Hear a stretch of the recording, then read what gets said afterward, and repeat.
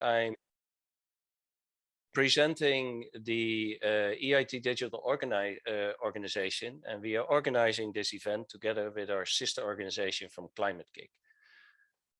Let me give you a few words about our backgrounds. Both organizations, EIT Digital and Climate Kick, are created and supported by the European Institute of Innovation and Technology, the EIT, which is again a body of the EU created by the European Union. And we focus on our ability, strengthen our ability to innovate. That's really a mouthful, but look at it this way. If the European Union would have been a single country, the EIT would have been the Ministry of Education and Innovation. And as such, both EIT Digital and Climate Kick have programs to support a master school program. We create startups, we do scale-up expansion, and we do support broader cooperation and innovation programs. We have offices all over Europe, and also particularly a liaison office here in Silicon Valley. And over the past few years, we have been building our relationship in California with cities, local authorities, and the California state. And we are working on programs that support the exchange of knowledge and support, find out how we can help each other in problems that are very permanent and we both are facing. And we are just have to look at what's happening all around us and see, for example, see the effects of climate change. We have fires all over California. We have rivers submerging places all over Europe.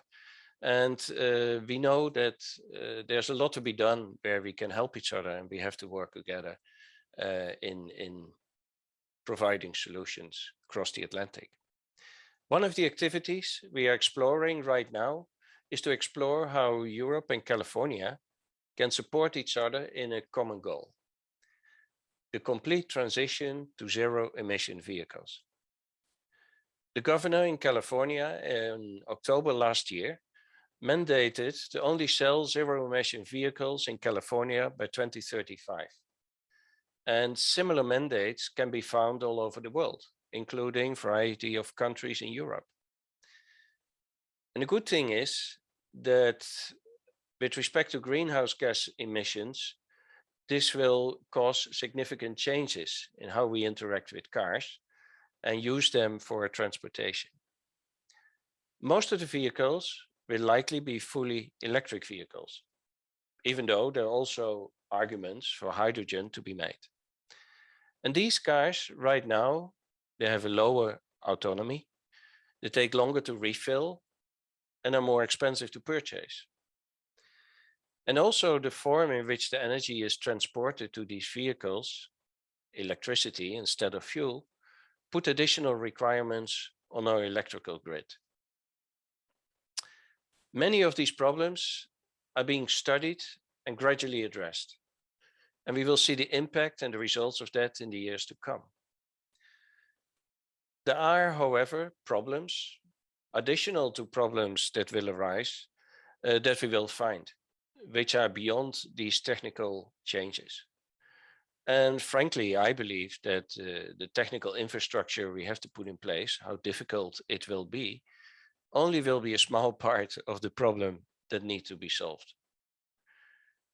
The introduction of fully electric cars is a disruption that affects everyone, a disruption that will result in certain people benefiting and other people will be disadvantaged. The overall transition to zero-emission vehicles is only then successful if everyone is able to participate. But how will this happen? More expensive vehicles means that more affluent people will be able to purchase them. Or what about the capabilities to charge a vehicle at night? People living in a single family home most likely have the capabilities to charge their vehicle overnight at their premises. But what about those who live in apartments or have to park their car in the street? As you can see, there are many problems to be addressed beyond the mere technical ones. And that is exactly where we want to focus on during this deep dive. How can we leverage technology, data, or new business models to guarantee equitable access to the new area of zero-emission vehicles? And today, we're going to talk about that and going to talk with you about these issues. We want you to understand these problems and use your experience, your skills, your innovative spirit to think about these problems and come to a solution. No, I'm not going to ask you to change the world in a 48-hour hackathon. I'm going to ask you to look at the problem and focus on a particular aspect, a sub-problem, where you and your teammates can provide a solution. Work with your team on that and present after 48 hours pressure cooking event the results that you're looking at. And not only might you be able to win one of the cash prizes, but you also might inspire city representatives or state officials to use your ideas to create such a solution and maybe even part of the implementation. And in order to give you some ideas on this, we thought it might be a good idea to provide you with some examples what has been done already in the past and give you an idea what needs to be done in the future. We looked around and we found that the city of Sacramento and its surrounding area have been working very hard on experiences and initiatives to find solutions for these questions around equitable access. And we are very pleased to be able to offer you several speakers today from the city of Sacramento, as well as the Sacramento Area Council of Governments, to talk about this. And maybe a good moment to welcome our speakers. Today we have Jenna Hahn, Sustainability Analyst of the City of Sacramento, together with Aubrey Taylor, who is responsible for the innovation programs at the in the Office of Innovation and Economic Development at the same city.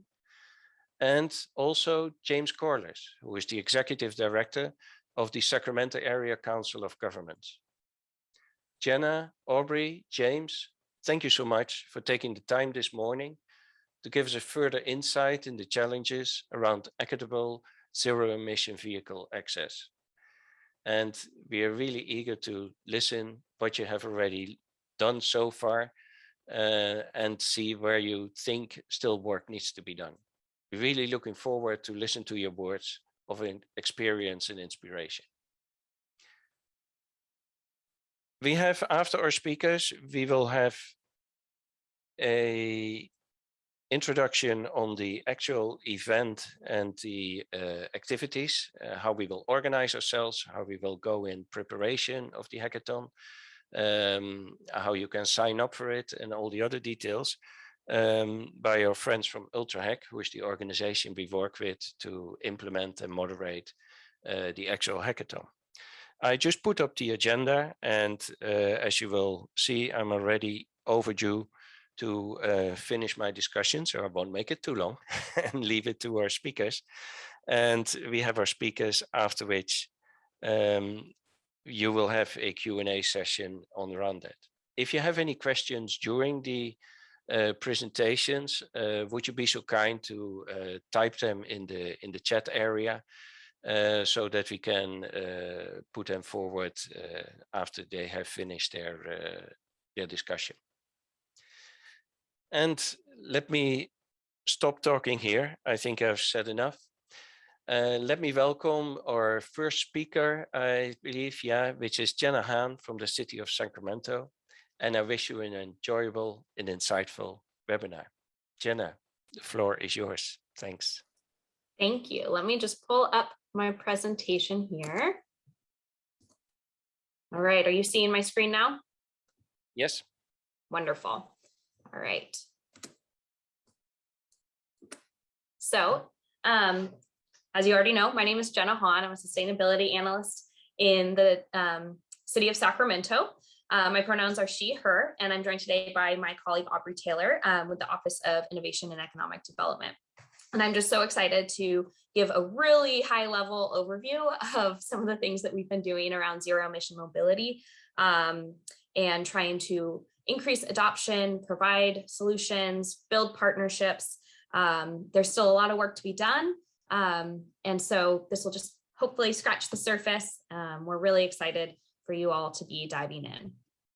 So just as a brief background, I know some of the folks on the call today are located in Sacramento, but I know many others will be participating from potentially all over the world. So Sacramento is the capital city of California. It's located in the Central Valley of Northern California, about halfway between San Francisco and Lake Tahoe. It has about 500,000 residents. It's a rather sprawling city. It's about 100 square miles, or 260 square kilometers. So it's very car dependent, very large. We do have some robust transit options, but we do rely heavily on cars here in Sacramento. It's also a very diverse community. In fact, our census that was just completed last year was the most linguistically diverse in the state of California. I believe it was provided in 13 different languages for community members to fill out. It's also, it has a lot of different pockets of extreme wealth and access to amenities, and pockets of low income and our disadvantaged communities that unfortunately have either been marginalized or historically underserved and don't have the same access to amenities, whether it be tree canopy or car chargers or different performing schools, things like that. We also have a large visitor and visitors both for our history and also for our state capital, as well as outdoor recreation. I believe downtown gets a lot of the capital kind of visitors, and then Old Sacramento receives more than 2 million visitors every year. So we have a lot of folks coming in from not only parts of California, but the country and the world. And so we really want to showcase that Sacramento, especially being the capital, is really the ZEV capital of California. California has made such strides and is such a leader in the zero emission mobility space. And so we want to make sure that we are really carving out a space being that capital city. So just to kind of give some more context, we are actually in the process right now of updating our climate action and adaptation plan as part of our general plan update. And through our inventory, which the baseline year was 2016, we found that over half of our community's emissions come from transportation. So obviously this is a huge problem, but also a huge opportunity. Because if we can figure out how to electrify our transportation system, that will be a huge win for our greenhouse gas emissions. It will also be a huge win for public health. Sacramento also has some of the worst air quality in the nation at times of the year, largely because of our topography and car dependency and all sorts of different factors. So this is a really important pillar of our climate action plan going forward. We've heard from the community through all sorts of different engagement that this is something that we need to work on, and especially focusing on equitable access to transportation options and clean mobility. We know historically that EVs have been, for mostly the wealthy and homeowners. And so we really are focusing on trying to figure out ways, building partnerships, providing access to chargers, things like that to expand access. I will note though, despite these scary numbers here, we have still made some great progress. Our community-wide emissions are down 19% from the 2005 emissions inventory, but we know we still have a really long way to go to get to our 2045 carbon neutrality goal. I will also note that our utility, SMUD, also recently adopted a really aggressive 2030 carbon zero plan that we're very excited about. And I know that they're planning extensively for zero emission vehicles and what that might do to the grid. We're also very interested in, what that will look like. So that will bring different rate structures, and are there opportunities for vehicle to grid, things like that.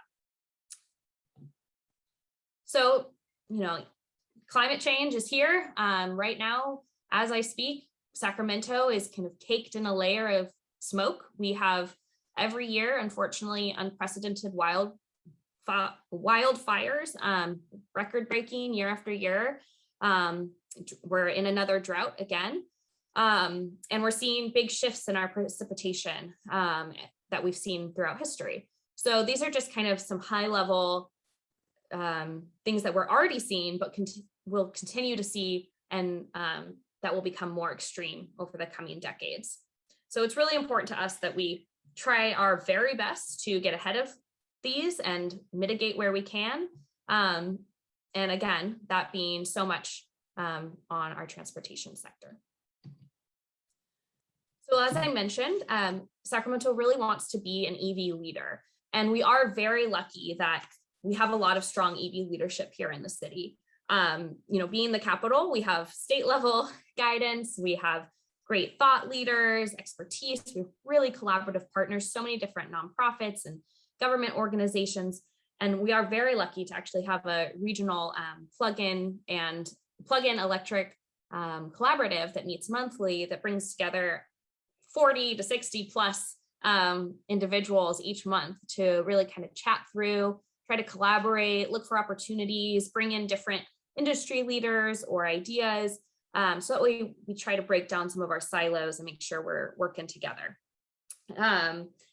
We also, I will say, I think because of the strong foundation that we had in our EV leadership and some ambitious goals, we actually were selected as VW's very first green city a few years back. And so they made $44 million of investments into the city of Sacramento to improve our EV implementation. And one of the outcomes of that is actually still on the streets, or all of them are, but we have the nation's largest free-floating EV car share program, which is GIG.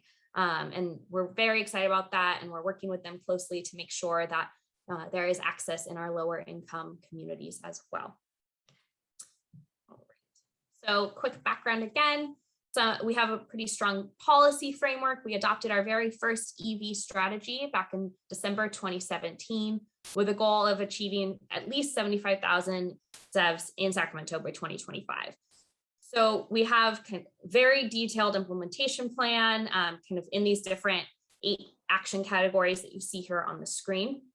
And I encourage you, I've linked at the end to our recent progress report. I encourage those who are interested to go check it out. It has a lot more information and some great milestones and wins and more information on challenges as well. But it gave us a great framework. It was heavily community guided. And we try to kind of track against those goals.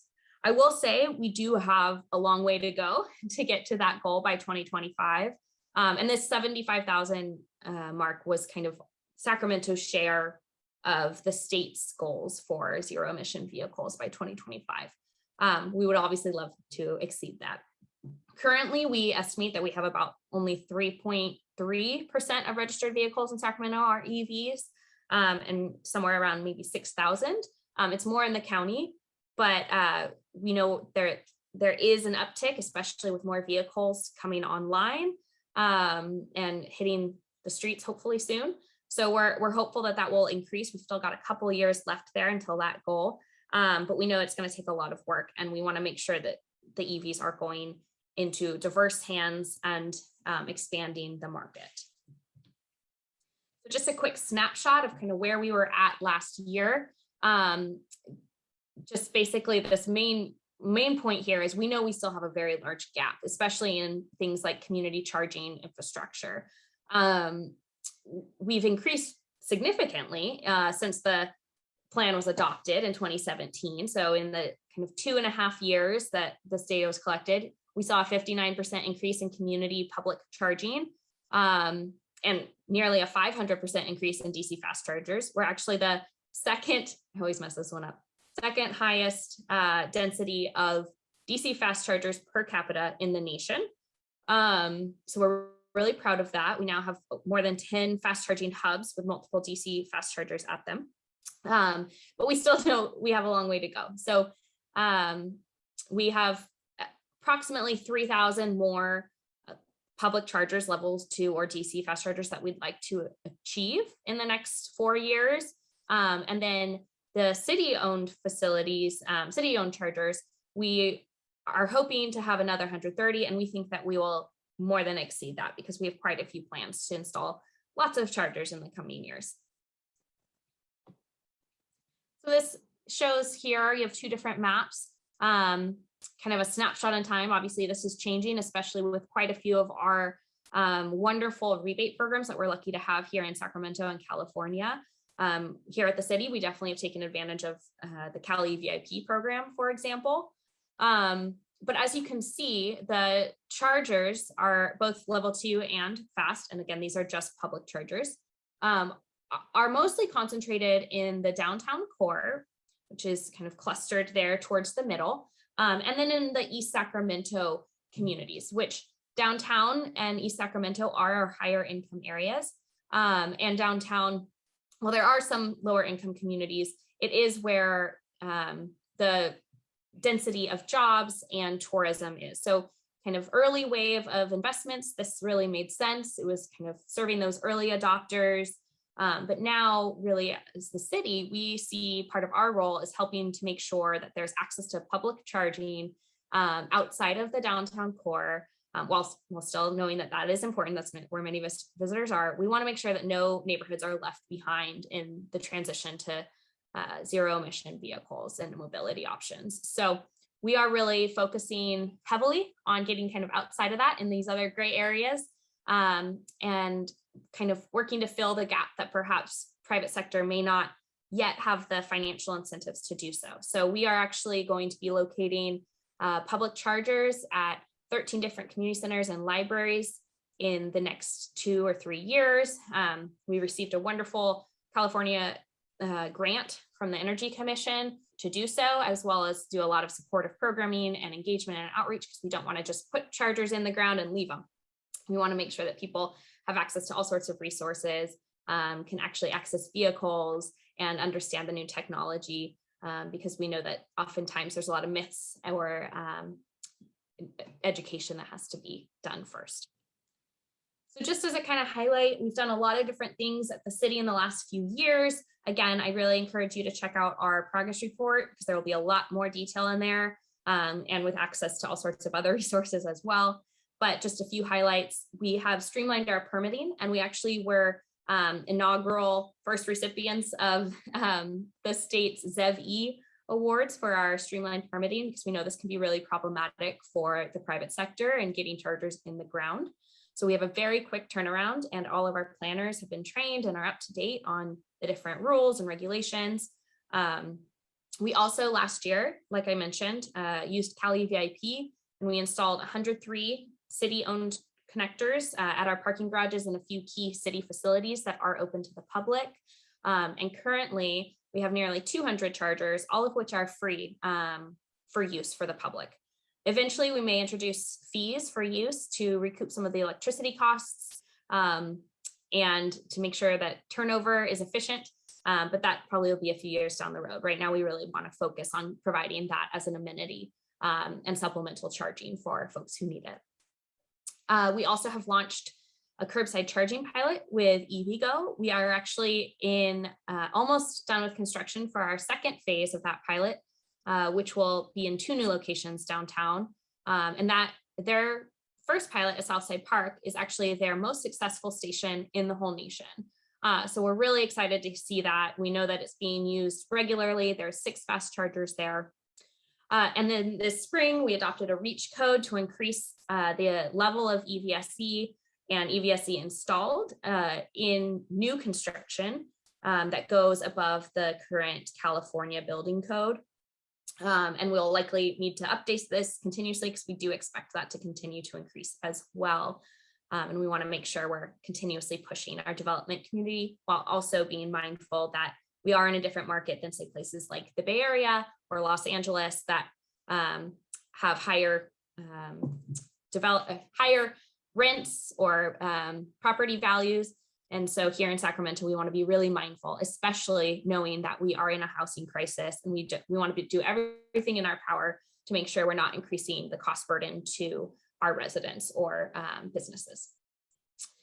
We are also, as I mentioned, pursuing charger installations at our existing community gathering places. We really wanted to focus on areas where we knew that people were already spending time, that there were trusted folks there, that we could do, cross programming, that people would already be there, and that it could be visible and, exciting, and that we could connect all the different really wonderful programs that we have in our community. For example, our Air District's community car share program, which is an EV car sharing program for low-income individuals and affordable housing sites. And then we're also right now planning out our expansion of our EV fleet. We have a really aggressive EV sustainability policy for our fleet, and we are actually named the nation's #1 government green fleet in 2019. I don't think they've released 2020 yet. And so therefore, as we expand our EV fleet, we're also installing quite a few EV chargers to make sure that we're supporting those needs for our business operations. And lastly, as I mentioned, we're very lucky to have a collaborative environment here in Sacramento. There's a lot of innovation coming down, and people are both from the private, public, nonprofit, academia. We have quite a few community colleges, universities nearby. So there's really a lot of thought leadership happening and collaboration. And we're always looking for new ways to improve that and keep track of all the really wonderful things going on. And all throughout, I will say that embedding equity has become, all along, but really, especially in the last 2 years or so, 2 or 3 years or so, I would say, is the filter in which we plan for all of our projects. As I mentioned, we're really trying to make sure that we're serving all of our communities and recognizing that not all communities have been equally served throughout our city's history. So focusing first on kind of where is the need, making sure that technologies and industries are serving our communities of opportunity, and that we're really focusing on relationship building, not just kind of dropping things in or coming up with solutions that we think are appropriate, but really engaging with community leaders and the community-based organizations to make sure that each area is kind of nuanced and makes sense for that neighborhood. And then lastly, we did develop a siting prioritization tool, again, focused just on the charging side, and had a lot of different community input on that. And it really helped us narrow in. And then obviously it was kind of ground truthed, and we got a lot of different feedback to make sure that we could narrow in, and it will continue to provide kind of opportunities for us in the future as we look for areas to site, whether it's programs or charging. So we've been doing a lot, but we also know that there are a lot of challenges out there, as I'm sure many of you are aware, if you're participating in this deep hack. Increasing adoption is really hard. There's still, a lot of barriers, whether it be financial or fear of a new technology. And we know that, especially in our low and disadvantaged communities, if folks are trying to say, get food on the table, buying or leasing a new or used car may not be their first priority. However, we also know that reliable transportation is directly linked to all sorts of opportunities, whether it be academic or economic or healthcare or all sorts of things.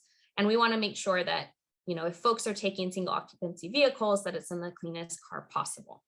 We are, again, very lucky to have some wonderful programs here that are connecting vehicle ownership to our lower income community members. We also really want to focus, it's somewhat related, on increasing access to charging for renters and multifamily dwelling units. To date, the business model for a lot of EVs has relied on single family homeowners who are able to charge at home.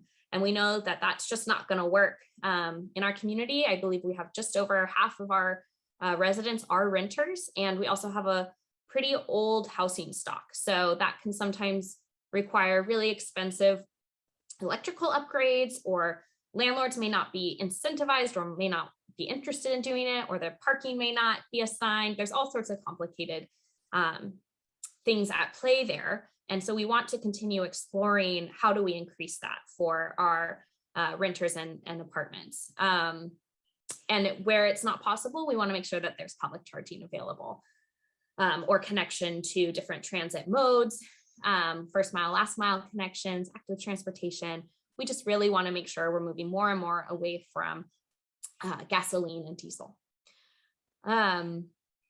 We also are very interested in curbside charging. We are kind of exploring the idea of the curb of the future and what that might look like for kind of design standards. But we also know that it's very complicated. Having done now 3 sites, we know that it's kind of case by case and site specific. And being an older city here in Sacramento, we have old infrastructure, we have hollow curbs. We are very proudly a city of trees. And so we also have to account for our very large trees and their root systems and deep curb cuts and all sorts of things. And we know that curbside charging often, we need to do ADA upgrades to make sure everything's accessible. So it can quickly become very complicated. And then of course you need access to power. And so we work closely with SMUD on that, but it's something that we want to be able to provide to a much wider audience, but we know it can be very complicated. So we'd love ideas there. And again, as I mentioned, connecting different modes, medium and heavy duty, that's just something we really want to explore. Our fleet is so excited, especially with some of the discussions of different vehicles coming down the pipeline. I know even just kind of on our lighter side, the F-150 is going to be a game changer for many of our cars in our fleet. But yeah, looking for some of the medium and heavy duty, because we do things like trash pickup and all sorts of stuff.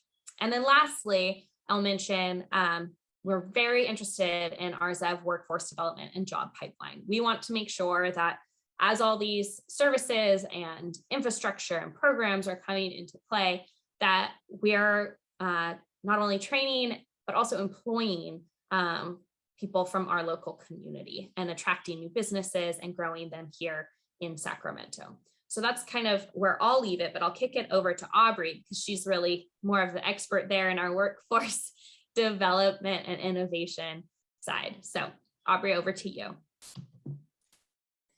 Thank you, Jenna. This is going to be interesting because you're going to be very familiar with a lot of the things that I talk about because I use you guys' blueprint as a guide for it. But I'll go ahead and kick it off here. So I work in the Office of Innovation and Economic Development at the city, which is kind of a marriage of economic development and innovation and entrepreneurship.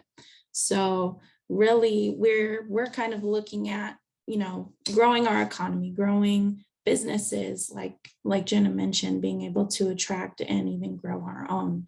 So over the past few years, we started looking at how we can grow our own, how we can scale up, how Sacramento goes into the economy of the future, ready for whatever's going to come, whether that's an economic downturn, whether that's, COVID and everybody changing and working from home. So what we kind of came up with was these industry clusters and the relevant pieces here are this future mobility and clean economy, as well, and I'll talk about it a little bit, this headquarter and business services. But ultimately, it came down to our people are the most important assets. And I love that Jenna mentioned the diversity of the city because I tell everyone all the time, it's really not just ethnic or racial diversity or economic diversity, just about any category you can think of, Sacramento is diverse. Education, we've got, some folks who maybe barely have a high school diploma, and then you've got all these awesome colleges and universities where, we have so many super educated people, down to even just the geography of our city. We've got our tight downtown core, and then we've got sprawly suburbs. Just drive a couple miles and you'll get there. So when developing this economic development strategy, we really thought about, how do we address these super diverse needs of the people who are in our city. So a lot of that comes down to looking at these job markets and connecting the skills that our residents have and need with those jobs that will be available.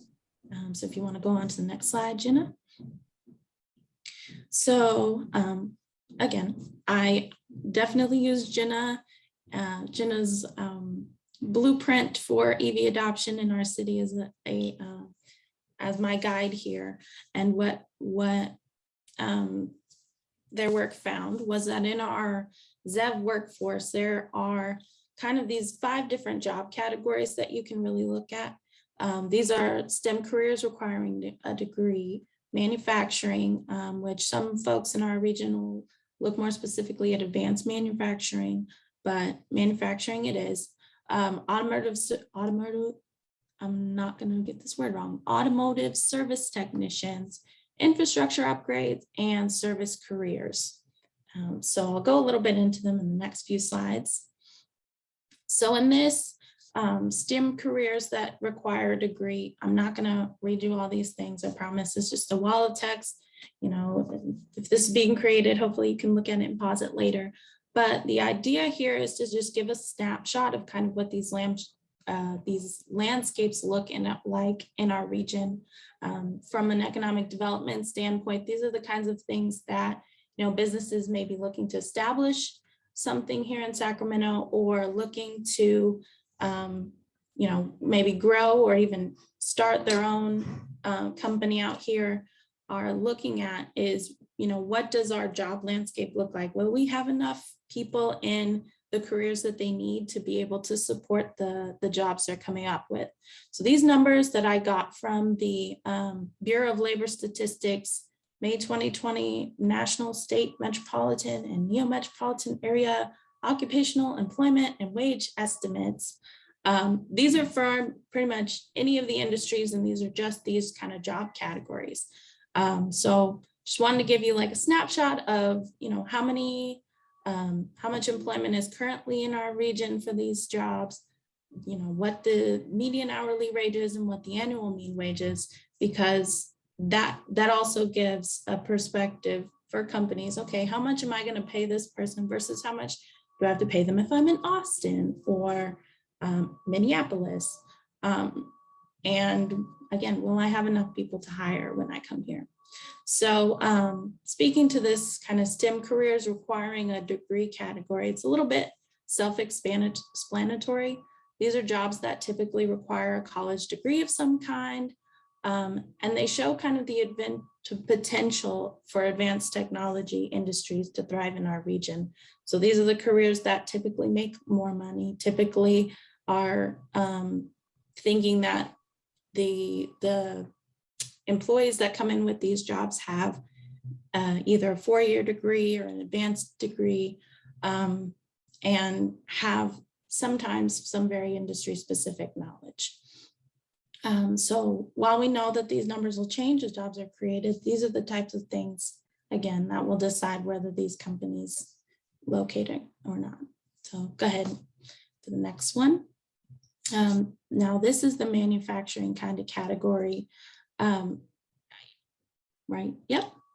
So as COVID has made remote work a lot more viable for many careers, a lot of the careers in the manufacturing industry are still location-based.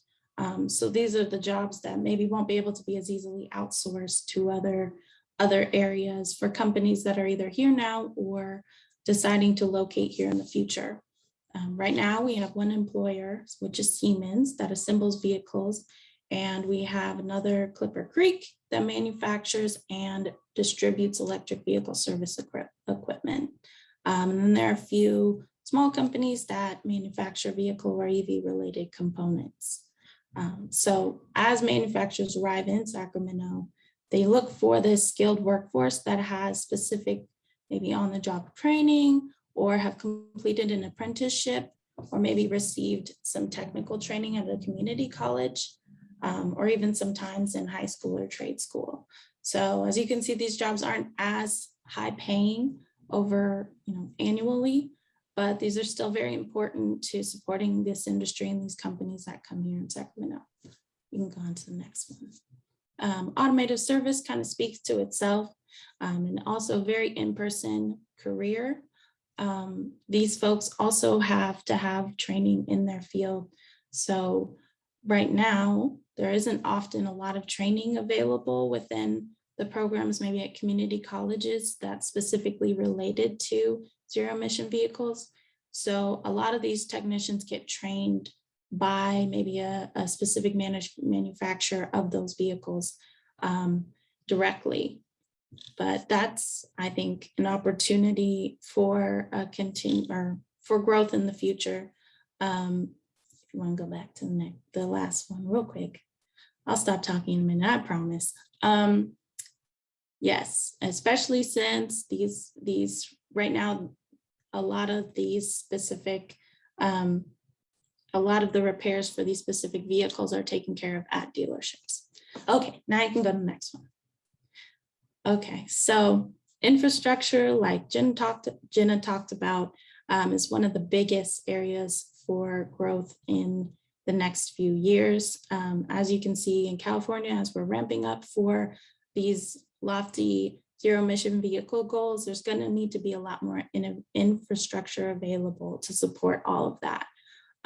So these are often, could be four-year degrees, could also be training programs that have gone, or individuals who've gone through training programs through technical schools or through apprenticeship programs. All right, we can go on to the next one. All right, last but not least, this is the service industry. This is pretty much kind of across the board. For a lot of businesses, this is what you are looking for. And it's something that we've kind of identified as one of the strengths of Sacramento, probably because government is such a huge employer in our region. We have, a lot of folks who do office jobs, office support jobs, and it's something that we know will continue to be important, especially as automation and technology continue to advance, and folks are looking at more soft skills and even computer skilled jobs. All right, we can go on to the next one. All right, so this industry and workforce development in this industry are primed for growth. So right now, there is approximately a shortage of approximately 1,500 people in apprentice programs for electrical workers, and technicians are needing to be more skilled in data analysis, which these sound like problems, but they're opportunities for growth. We need to continue to focus on, what these skills, what type of skills are actually needed in these industries and how they connect to jobs. So go ahead to the next one. Just wanted to call out very quickly some of the current education pathways. We have programs available for a lot of the four-year degrees, but again, training in the specific trainings for electric vehicles are not as available, mostly because of the lack of access to vehicles for hands-on training. You can get a gas car to work on and tinker with pretty easily, but getting a stray zero electric vehicle is not as easy. And there's not as much demand available as these cars haven't hit the streets as in mass as they have. So this will expand over the years as the number of electric vehicles on the streets increase. Go ahead to the next one. And again, there are training programs available that don't necessarily require 2 or 4 year degrees, but oftentimes the barriers to those can be time, sometimes money, and students not having the aptitude to meet those program requirements. So go ahead to the next ones. So kind of leading from that, obviously, some of the barriers we've seen, I would say more towards the, I guess, undereducated populations in our city tend to be transportation and childcare, meeting drug test requirements, and a lot of that has come up with the legalization of cannabis, math and English aptitude requirements. Both of those are actually more for the apprenticeship programs, but soft skills and professional etiquette and customer service training are a lot of the things that we've seen maybe across the board, placing some individuals that are usually younger and newer to the professional workforce. Go ahead to the next one. And I wanted to just kind of lay out a few of the things that are already kind of out there, just to share what there is to build on. Over the years, there have been more events and trainings available from local organizations to get exposure and hands-on education for schools and industry professionals, as well as the newly established California Mobility Center and some of the research centers at UC Davis that are focused on getting these advanced technologies onto the streets and connecting the industry with other local partners. And then, as Jenna mentioned, we've been trying to grow collaboration between companies, government, and local organizations, including lots of our awesome nonprofits in the area who are trying to make sure that we're connecting these job skills with the residents we have in our city. So that's all for me, but go ahead and take it away. Yeah, Audrey, Jenna, thank you very much. This was really a treasure of information, not only on what has happened in Sacramento, but and the problems you are facing going forward, or the challenges, I should say, facing forward in introduction of zero emission vehicles. But very clearly, there's also a lot of opportunities where people can tie into. And interestingly enough, we always say that hackathons can serve multiple purposes. In this case, it is bringing people together, exchanging opportunities, but also trying to work and solving problems. So once again, thank you very much, Jana, Aubrey, for this very extensive information.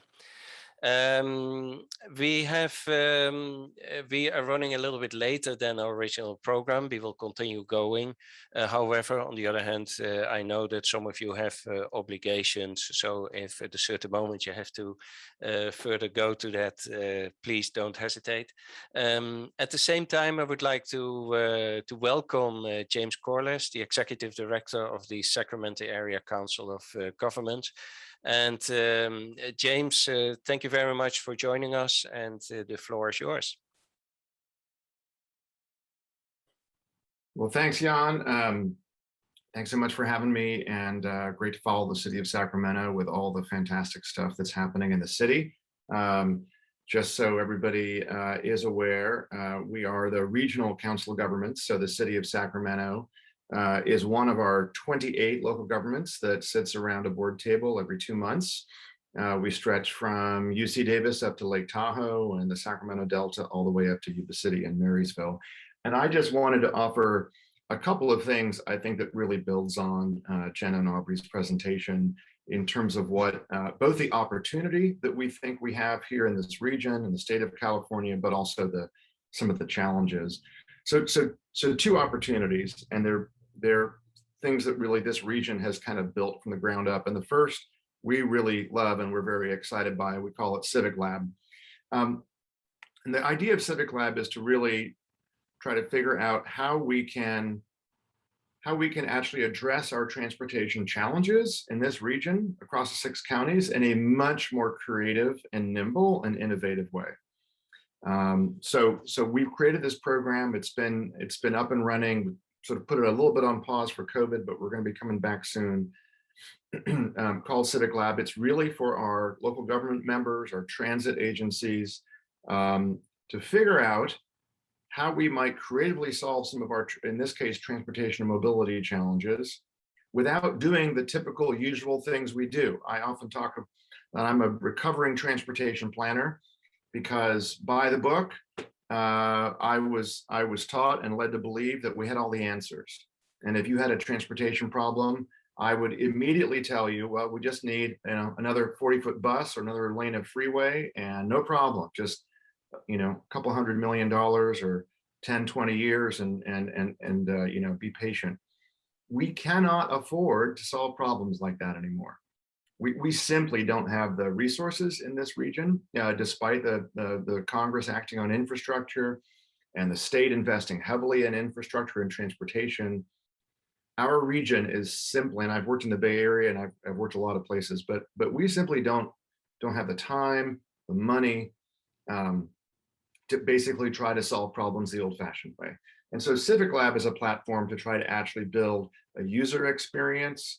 Again, this is sort of, as you probably have all know this, and this sort of graphic of, you know, our typical approach is kind of the sidewalk there in pink, right? We kind of think, well, we'll just put this here and everybody will use it. But what we're trying to do with Civic Lab is truly understand what the user wants, how we meet consumers, how we partner with the private sector, so that in something like EV adoption, we can accelerate and beat even the ambitious state goals, which is really what we're after.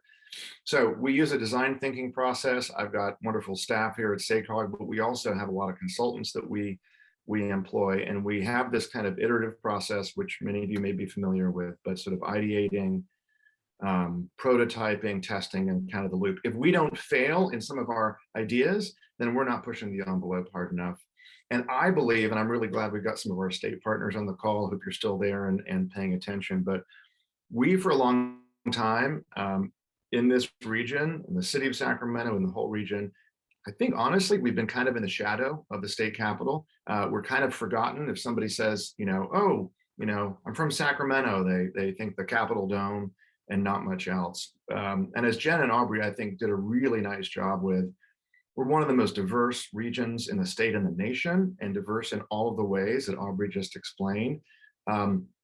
We're also, we want to be in the glow of the state capitol. We've got the legislature, we've got ARB, I'm glad to see you on here today, Cal EPA. And we have this actual exodus right now, as the latest census numbers are showing. We have a lot of people coming here from the Bay Area, from the tech sector, a lot of people who are actually looking to actually live and work in both regions. So we're expanding our economy kind of as a Northern California mega region. And we want to be the place in the glow of the state capitol that becomes the test bed for the state and the nation and the globe. And we think we are really well positioned to do that, which is also why the California Mobility Center has such a great opportunity, why the city of Sacramento and getting Electrify America to make us the first green city is such a huge deal. So we want to build on all of those great things.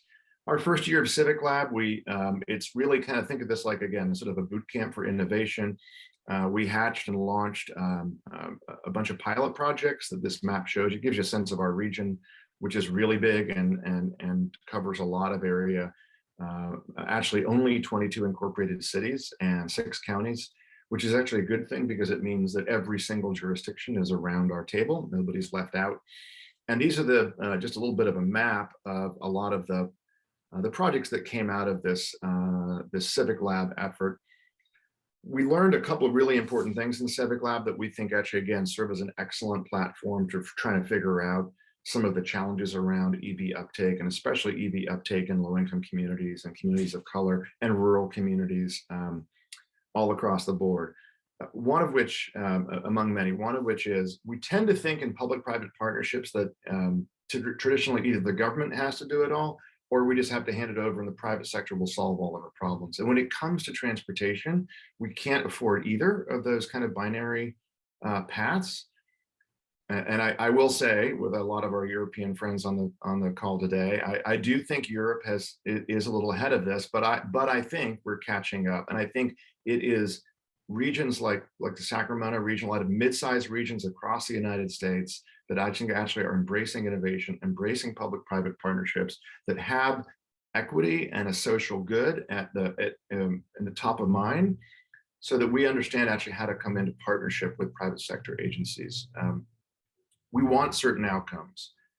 We want to make sure that it isn't just wealthy people getting electric vehicles or getting the latest commuter express transit service and everything else. But we also know that we're not necessarily great at always trying to provide all those services just by ourselves, kind of on these old models. So just a couple of examples. This is Again, if you live here in the region, you know that our main transit provider is Regional Transit. They serve the core county, Sacramento County. We have a decent light rail system, which, as Jenna alluded to, actually doesn't have the land use really to support it yet, but we're working on that. But they also have a pretty good bus system. They've just restructured, and we've now gone to microtransit, so point-to-point transit, which, PS, by the way, we are partnering with RT and the city and many others, try to get as many of those vehicles as microtransit vehicles to be zero emission, to be electric as soon as possible. We definitely see microtransit as a huge opportunity, a huge growth area for us, but there's a lot of things still to be worked out.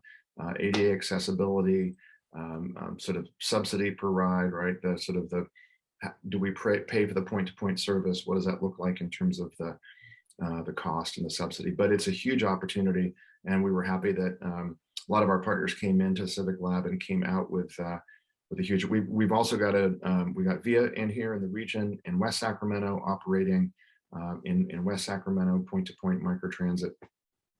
But it doesn't always have to be the private sector providers, as I just showed you with RT. This is actually a great example of a microtransit in a very rural community in our region. This is Knights Landing in Yolo County, very small, lower income community, very diverse, with a lot of mobility challenges, a lot of mobility needs, not great fixed sort of bus service. So in this case, we actually have launched, helped Yolo Bus launch a microtransit service, which is actually driven by and provided by the public agency, but using a lot of routing software and tools from the private sector that we've been able to help them procure. Finally, everybody loves the autonomous shuttles. I know these have been running all over the place, but a good example, just this ran in Sacramento State, it ran in the Rancho Cordova Business Park. But a great example, I think, of not just the technology, which everybody loves, and it's sort of the gee whiz kind of stuff, and it's super cool, and we know it's coming eventually. But the fact that with Civic Lab, our platform, and actually the money that we put into Civic Lab actually allowed us to secure an Ollie pilot project really quickly, allowed us to be nimble, which again is where we think we can actually have a competitive advantage, and really sets us up well for again, trying to challenge a lot of these, I think, very significant challenges on electric vehicle, on zero emission uptake. Big part of procurement. The other thing that we also work with a lot of our regional agencies, because we have 28 cities and counties, we have economy of scale. One of the biggest issues we have, as great as the city of Sacramento is procurement. So even if we're doing a public-private partnership, our procurement processes in general are slow. They're too slow. They're not some of the private sector ones, especially some of our smaller jurisdictions. So we have figured out how to legally do an umbrella procurement. If we are specific enough in our RFP or RFI, we can do an on-call call for consultants and vendors. We actually have pre-cleared many of those vendors who have come in as a bench, and then we match them with cities and counties and transit districts that have the mobility challenges. It's not perfect, but it's a heck of a lot better than trying to go through our traditional regional, city, county, local procurement process, especially with federal funds that can be really, really challenging and difficult. So Jenna mentioned all the cool things that's happening in the city, and I love all the stats that we're first and second and third. We really are. We're very overlooked. I often say if it wasn't for the big coastal cities in California, we'd be the Denver of California. People would know us. And that's okay in some ways because we're small and mighty. We also, before the pandemic hit, we had one of the most successful bike share systems in the United States. We have the climate, we have the flat topography, we have the demographic, we have the enthusiasm. It is the perfect place for things like e-bikes and micromobility. And again, I think we're building on a lot of that in terms of some of these clean options. The last I mentioned, we had two. So Civic Lab, I spent most of my time. I just want to mention this program. I do want to make sure Jen and Aubrey, you know about this, and you've heard about it from your colleagues. But Green Means Go is a program, and again, I'm glad we've got Cali, PA, and ARB on the call here because we take our state greenhouse gas reduction targets really seriously. And even though we are a planning agency and a long-range planning agency, as I hope I've just explained to you through Civic Lab, we don't think we can plan our way to zero emissions, just plan our way to zero emissions. We have to have good plans and strategy. and we are under very strict state mandates to reduce our greenhouse gas emissions. But we know that it's going to take basically a very kind of balanced, diverse portfolio of strategies. And here's the three. This is our Green Means Go program to meet our state greenhouse gas reduction targets, because as Jenna very ably explained, we cannot, as much as we want more people riding public transit, and we want a more robust light rail and bus network, we can't get there alone just through transit. So we need to accelerate infill development of affordable housing close to jobs and retail. We have a lot of actually areas around our region that have very low amounts of driving. So if you have to drive, you don't have to drive as far. Partly how this region grew, and a lot of the old intact kind of 19th century towns that we have all across the region, need to build on those and build more infill housing rather than edge greenfield development. And I don't have to explain the fire risk of that either up in our foothill communities. We need to accelerate travel options. Yes, public transit. Yes, microtransit. But finally, and really importantly, we need to accelerate EV deployment. In terms of meeting our state mandated greenhouse gas reduction targets, and I think our guests on the phone today know this, we don't get any kind of credit as a region for what is already happening at the state level. We have to go above and beyond. So we want to go above and beyond. We want to be much better than average, and we want to beat that average or that assumption, which is already pretty aggressive by the state, which means accelerating EV deployment really quickly. And finally, in our Green Means Go program, we have a lot of our cities and counties have adopted these green zones. These are largely for infill development and new affordable housing. They need a lot of infrastructure upgrades. They need broadband. They need utility upgrades. But we also need clean, zero emission mobility options. These green zones that our cities and counties have adopted are much lower income than the regional average, much more diverse than our regional average. And they also have much lower vehicle miles traveled, less driving in these areas. So we want mobility hubs, we want microtransit, we want electric car share programs, and we want them to be actually used and integrated into these communities and have those communities kind of drive their own solutions. So with that, I know I went kind of fast, but we're super excited about these opportunities, super excited about the statewide hack. Happy to answer any questions by chat or otherwise. Thanks for having me. Thank you very much, James. That was very insightful, and actually for me very interesting to see that this is definitely a problem which, even though it plays out always on a local level, you only can solve it by cooperating on a broader area, involve the region, involve different agencies.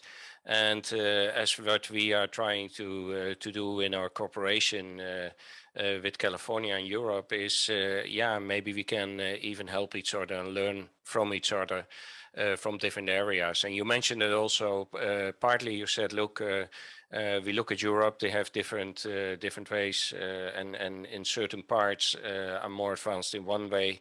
I think we can make a similar comparison the other way around, which makes it so interesting. I think culturally and politically there are some differences, and that play out in the way we address the problems. And the best thing we can all do is work together and solve them together. Thank you again. Thank you very much. This was very helpful. We have taken a little bit more time than we originally envisioned, but I think it definitely was worthwhile to do that. I see really a lot of opportunities for people to pick up and see where they can try to improve. Really, we don't ask people to change the world in one hackathon, but what we would like to see is people focus in on particular areas where they can make some difference to move things forward. What we have, so once again, thank you very much. What we have is, I will move to the next session. We're going to talk about the hackathon itself.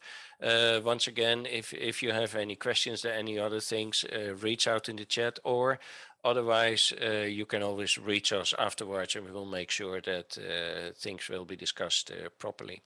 I would like to ask Madeline to talk a little bit about the organization of the actual event, how we go about it, and how you can sign up for that. Madeline. Thank you. I'm going to share my screen with you. There we go. So I'm going to go very briefly through the practicalities of this event. So the timeline is as follows. From today onwards, we hope that everyone will register to the event and find a team. And you can do this on the website, and I will show it to you after this presentation how it's actually done. But so first, everyone registers individually, then you register your idea and your submission, and then you add all your team members to that submission so that we and the partners can go them through. And you have to do this before the 9th of October because that is the deadline of the registration. And all the teams and submissions have to be registered on the website by then to be eligible. After that, we will do the team selection, and all the approved teams will receive an email notification with the onboarding information and the links to the event and the Meet the Mentor session and other valuable information. After that, we will have the Meet the Mentor session on the 14th of October, so a few days before the hackathon. And there you briefly introduce your solution that you have been accepted with. So you get a few minutes to show your pitch, and then a few minutes to hear the mentor's first comments. So it's a very, very brief session.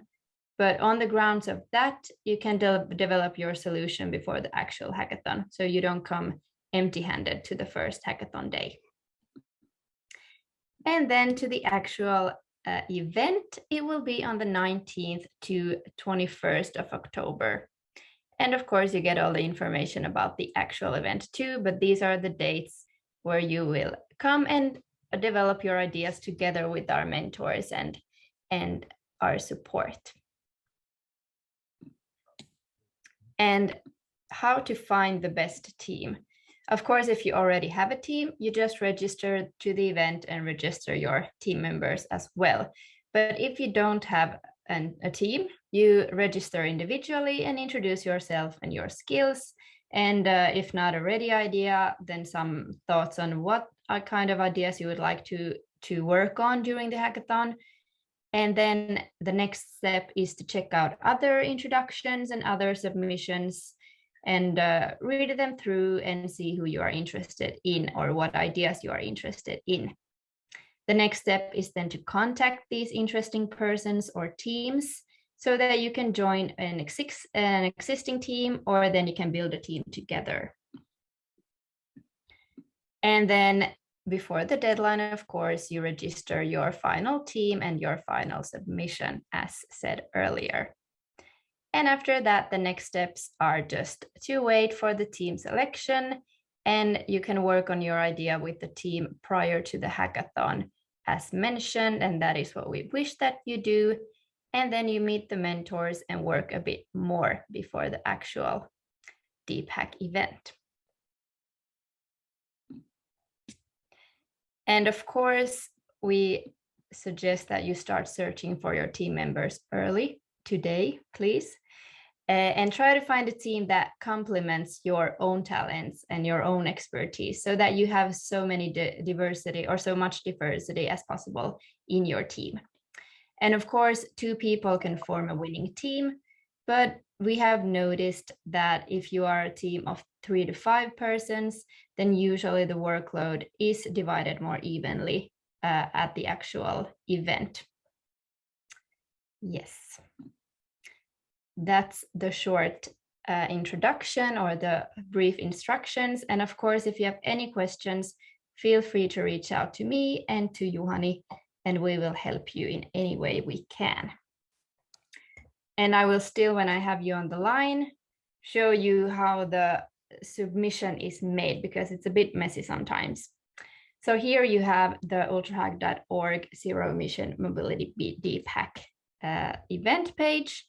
And you have all the information on the left-hand side, the challenge and the partners and the information. And here on the right-hand side, you can supply or apply to the event.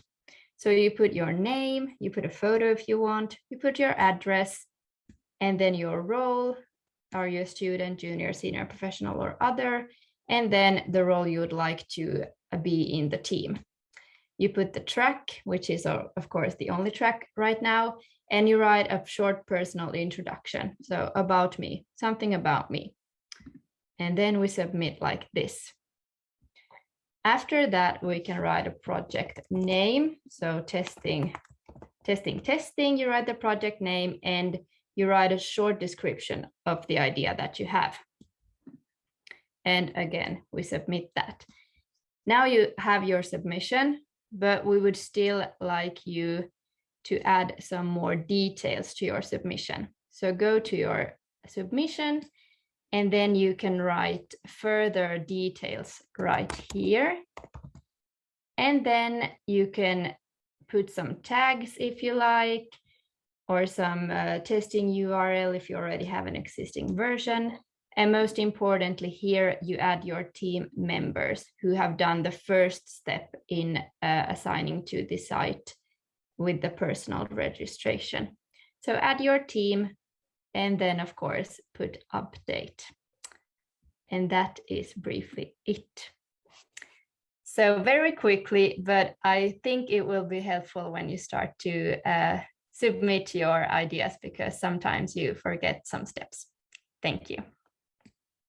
Madeline, thank you very much. And you're right, sometimes the issues are in the details. So thanks for pointing that out. Well, that brings us to the end of the webinar. I hope that you, like me, enjoyed it and really have learned about the challenges around the equitable zero-emission vehicle access. Actually, I have been impressed by the amount of information and programs that are actually running, but also have really found a good basis for ideas that could be worked on. So thank you very much. I would like to thank again our speakers, Jenna Hahn, Aubrey Taylor, and James Corliss for taking the time and the effort to talk about this. You are all working on a very exciting area, which I think is not only interesting, but also is really essential in order to safeguard our future in California and be an example for the rest of the world. Thank you very much. As you have learned more about the precise format of the event, I would like to highlight one more other important point. What will be the criteria we'll be looking at to evaluate your work? This is important because we not only use these criteria when we do the final judging of the pitches at the end of the event, we will also use the criteria when we will select the teams from the list of submissions that you just saw how to sign up to. And we will select the teams to participate in the final 48 hours hack.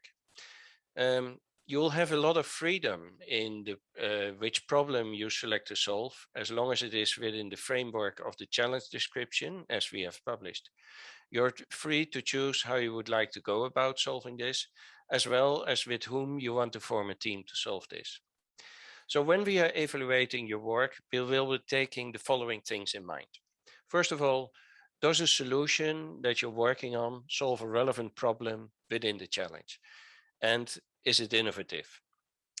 The other thing is we will look at what will be the effectiveness or the impact of solving the problem. Of course, we all would like to have a problem that really can help a lot of people going forward. And the other thing is, how easy is the solution scalable? If you have a solution which is very interesting but difficult to scale, it also will not have the impact that we are looking for. And maybe not to be forgotten, things will only work well if there's a good business model or cost model behind it. And so we will pay a lot of attention to what is the business model that you propose, how can you make things pay for itself or make it more attractive around that, or how will the ideas you bring forward have an effect on reducing overall cost. And last but not least, yes, forming the team is important. We have found out that teams that are balanced, diverse, are the most effective ones and come up with the most interesting results. So pay attention to that. I think you recognize the criteria because they're pretty similar to the questions you will asked if you are preparing a business plan or any other kind that you want to bring forward.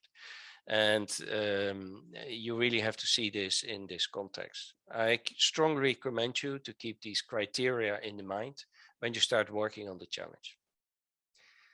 And before we are closing the session, I have maybe one word of advice.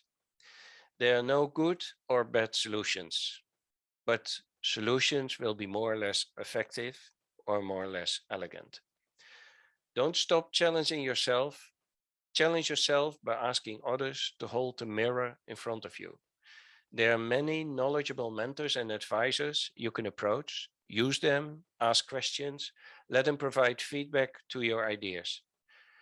An evaluation we did of winning teams last year of the Deep Hacks showed that the teams that came out that scored best are the ones that really made a lot of use of their mentors. Think of your team composition. Take a moment to consider whether your team has the right skills and members to finalize the task. Diversity is the #1 aspect to think of for a good team composition. Think of the male-female balance, complementary skill sets like technical and business. And at last but not least, different cultural backgrounds.